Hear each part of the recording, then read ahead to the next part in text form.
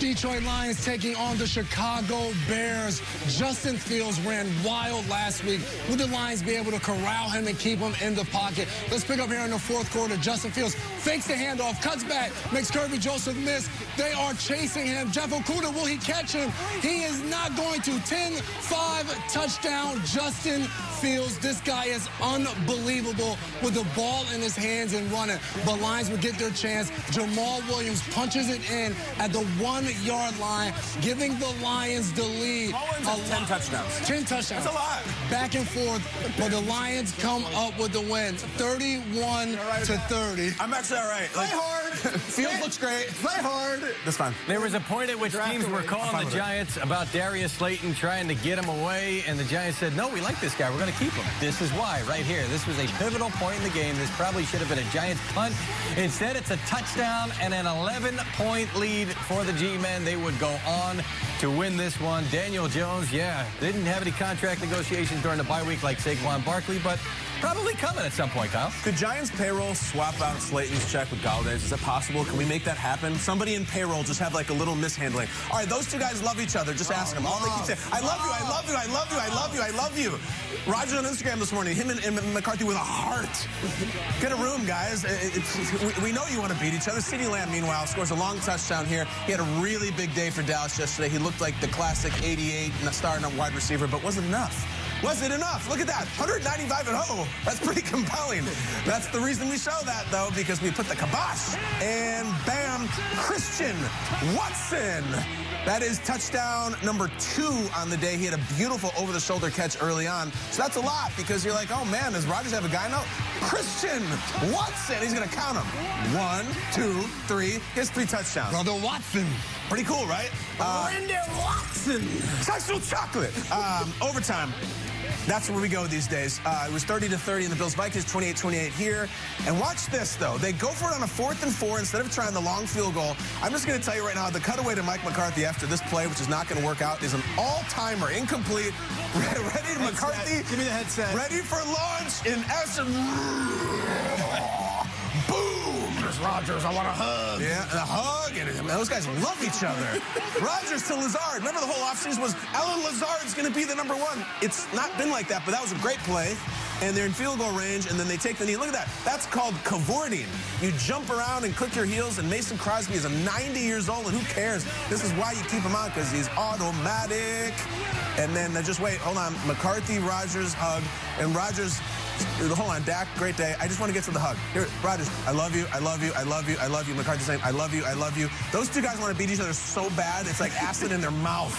And all they want to say is, I love you, I love you. We'll talk about that more in a second. The Packers snapped their 5-game losing streak against a very good Cowboys team. Here's what Aaron Rodgers, who loves Mike McCarthy, had to say after the win. A lot of the battles that we face are between I and I, between the person that can go out there and dominate and knows that they can, and the little voice in your head that tries to knock you off of that confident perch you're on. So I'm happy that I knocked that voice back into hell and had a good performance today.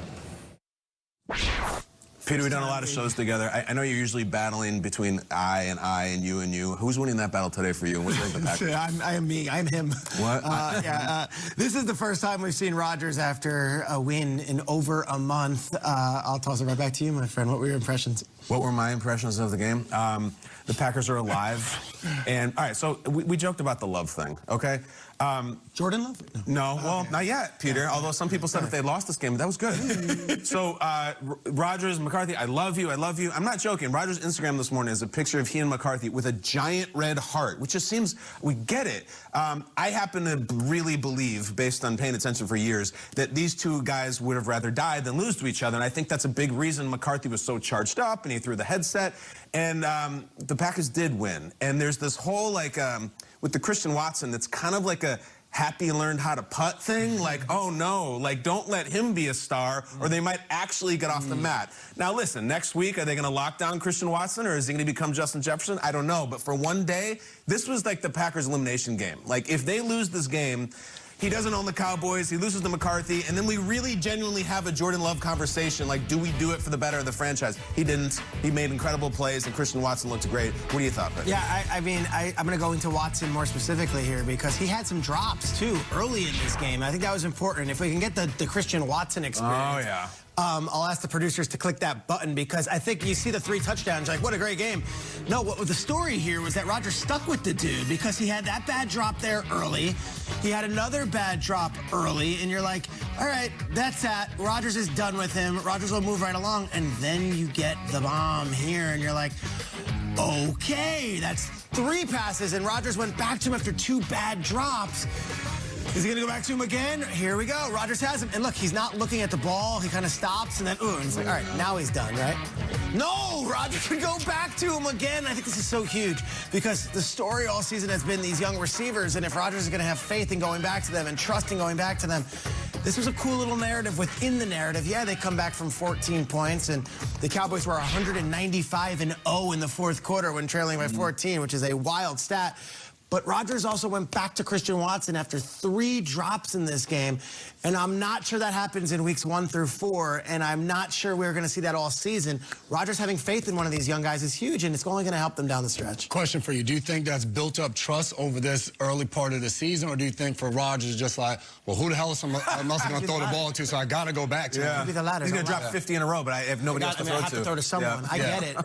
But at least at this point, he's got those catches. He's making the plays. It's like, I've done it. Greg Olsen, you know, he catches the big one. Olsen's like, that could be the biggest play of his career. I'm like, Greg, it's 100% the biggest play of his career. It's the only play of his career. Let's go. Without a doubt. No doubt about it. Over the shoulder, great catch. And he made plays. And when you look at this Packers offense, Aaron Rodgers was able to get going. He had the 3 touchdown passes to him. He was protected all throughout the game. Only got hit twice, 2 sacks, which wasn't bad for what they've dealt with all season. And a lot of that came down to the run game and Aaron Jones being able to rip off run after run. Him and A.J. Dillon over 200 yards combined. Both of these guys were over 5 yards a carry in this game. And when you look at this Dallas Cowboys defense, it's Micah Parsons on one side, DeMarcus Lawrence on the other side. And they get after your quarterback. You see right there Aaron Jones channeling his Marshawn Lynch beast mode, jumping into the end zone. He might be getting fined, but it was well worth it with everything they had going on this past month. But they were able to keep their pass rushers at bay because they ran the ball time after time.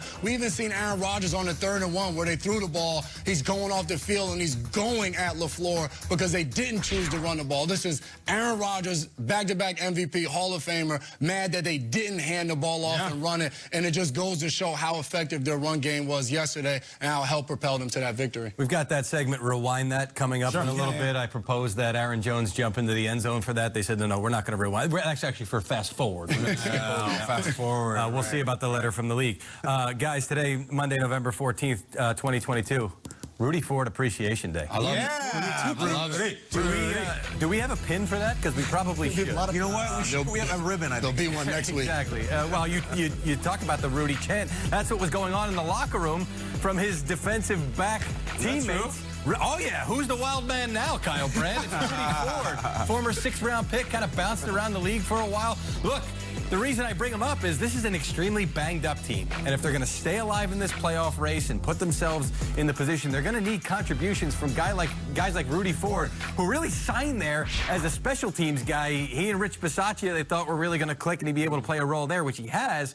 But now Eric Stokes, the cornerback, is down likely for the rest of the season. So Darnell Savage moves up in the defense, and Rudy Ford gets a shot to play and makes 2 incredible plays right there.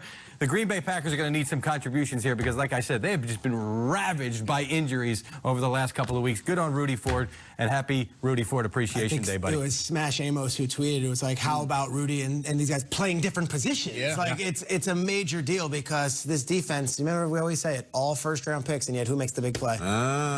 Rudy. Packers Thursday night. Packers Titans. Thursday night against Packers the Titans. Yes. Short week. Let's go. Should be a fun one, but we're going to go to break. And coming back after that, the Bucs found a running game, and the running game looked angry, should I say, Kyle? Oh, my gosh. Oh, what a beauty. We'll check out the Bucs and the Seahawks when we come up right after this.